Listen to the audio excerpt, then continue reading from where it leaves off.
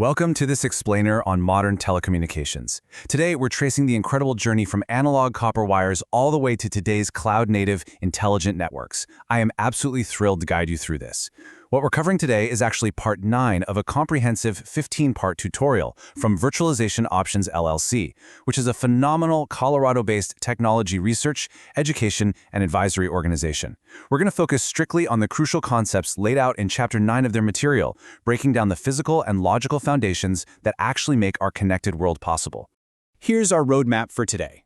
We'll be hitting the foundations of connectivity, the digital revolution, the rise of data, fixed and mobile convergence, the 5G and cloud era, and finally, the future of networks. Okay, let's dive right in and see how each generation of technology ingeniously solved the bottlenecks of the past. Section 1. Foundations of Connectivity, the Analog Origins. Let's start our journey at the physical boundary, the foundational layer where electronic signals first bridged human distances. It's honestly staggering to think about the sheer pace of innovation here. Going from Samuel Morse encoding language into electrical pulses over copper wire in the 1840s, all the way to tomorrow's AI-driven 6G operating at terahertz frequencies. The story of telecommunications isn't just about raw speed. It's a series of fundamental architectural transformations, rethinking from the ground up how information physically moves across the globe. Now, the very first major bottleneck engineers had to conquer was signal degradation. In the analog world, signals are continuous waves. The big problem there? They continuously degrade over distance. Every single time you use an amplifier to boost that fading signal, you're also amplifying all the accumulated background noise. Digital signals, on the other hand, rely on discrete states, ones and zeros. Because a receiver only needs to distinguish between two clear states, digital signals can be perfectly regenerated at each repeater, which makes them vastly superior for long-haul networks. But how do you get millions of these signals to share the same physical cable or airspace? To efficiently share transmission media, engineers developed 3 main types of multiplexing. You've got frequency division multiplexing, which splits the spectrum into bands, kind of like radio stations. Then there's time division multiplexing, giving each channel a microsecond time slot. But statistical multiplexing? That is where modern internet magic happens. It acts a lot like an airline overbooking flights, maximizing capacity based on the statistical improbability of everyone transmitting at the exact same time. Internet providers routinely oversubscribe their links by ratios of 20 to 1, completely relying on this exact mathematical probability.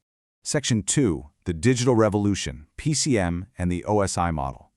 The really crucial point here is how we actually translated the continuous, messy analog world of human speech into a clean, discrete digital one.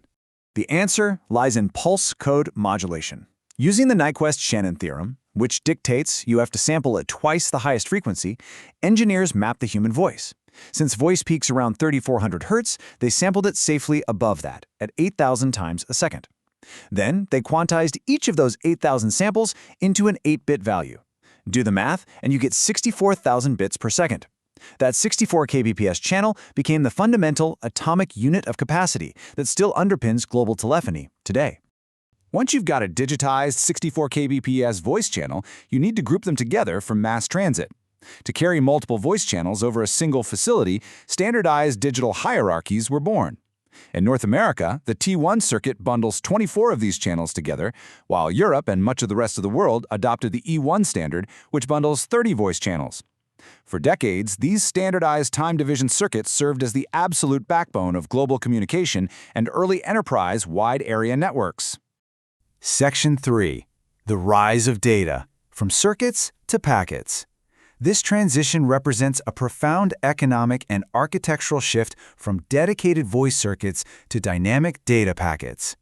Think about the legacy public switched telephone network, or PSTN. It operated on circuit switching. When you made a call, a literal physical or logical path was held exclusively for you. Now that guaranteed amazing low latency audio, but it wasted massive capacity because it held that circuit open even when nobody was speaking. As our communication shifted to computer data, which is naturally bursty and unpredictable, that dedicated model became completely untenable. We had to move to IP packet switching, where shared infrastructure dynamically routes data exactly when it's needed, maximizing every single ounce of bandwidth. This shift brings us directly into voice over IP. VoIP was a highly disruptive shift that migrated phone calls entirely off dedicated legacy hardware and onto the exact same packet-switched IP infrastructure used for our computer data, emails, and web browsing. By doing this, it fundamentally collapsed two parallel networks into one. But managing these massive converged data and voice flows across global enterprise networks, that is incredibly demanding. To handle this efficiently across wide area networks, MPLS was introduced. Instead of a router stopping to look up a complex IP address at every single hop, MPLS rapidly routes traffic using short, fixed labels. This allows for wire speed hardware routing and, crucially, gives engineers the ability to enforce strict quality of service, ensuring those highly sensitive VoIP packets jump to the front of the line ahead of less critical data. Section 4. Fixed and mobile convergence. Unifying the network.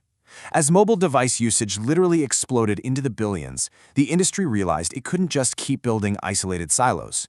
It absolutely needed to unify fixed, mobile, and internet services into one cohesive architecture.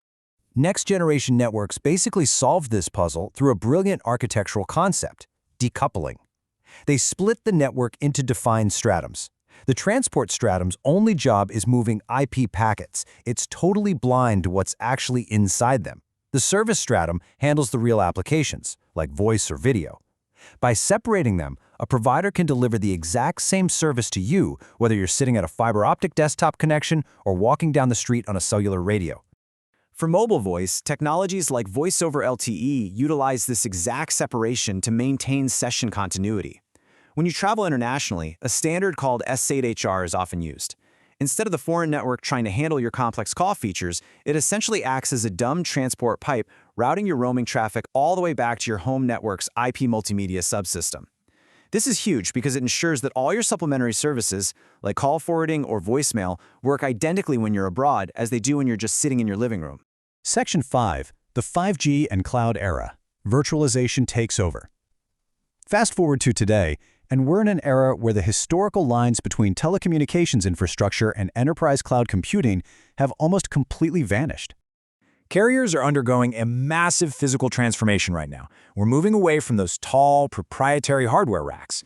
Through network function virtualization, operators are abandoning dedicated hardware boxes entirely in favor of elastic, cloud-native infrastructure. They are running their core network services purely as software on commodity cloud servers, granting them incredible scale, agility, and cost savings. Of course, operating these massive software-defined 5G and cloud networks is dizzyingly complex. It requires a really sophisticated, multi-layered management structure. At the bottom, element management handles individual nodes. The network layer oversees topology across different domains. The service layer monitors end-to-end customer quality.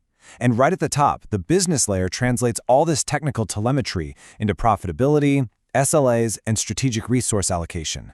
Everything has to talk to everything else. Section 6. The future of networks. Automation and systems thinking. Let's zoom out a bit and look at where this entire evolutionary arc is heading next as we rapidly approach the 6G era. Because let's face it, human manual configuration simply cannot keep up with the scale of modern networks anymore. The future relies entirely on intent-based networking. In this paradigm, human operators simply define a business goal or intent. For example, maintain 99.99% voice quality for this specific downtown zone. Then, an AI-driven orchestration system autonomously takes that high-level intent and translates it into the thousands of granular micro-configurations required across the network to actually make it happen, continuously healing itself if conditions change. It's wild stuff. So for you, the IT professional, thriving in this new landscape requires a total shift in mindset. It means moving away from occasional learning milestones and deciding to adapt continuously. But more importantly, it requires you to think in systems. You can no longer just be a software person or just a hardware person. The highest value belongs to professionals who can step back and see how radio physics, cloud software architecture, security policies, and economic business models all interact dynamically across the entire telecommunications stack. Which leaves us with a truly fascinating question to ponder as we wrap up. As our global networks inevitably become completely self-healing, programmable, and entirely autonomous under the direction of AI, how will you evolve your skills to lead and innovate in the intelligent networks of tomorrow? Thank you so much for joining me for this explainer. I really hope you found this deep dive as incredibly interesting as I did. Keep learning and keep thinking in systems.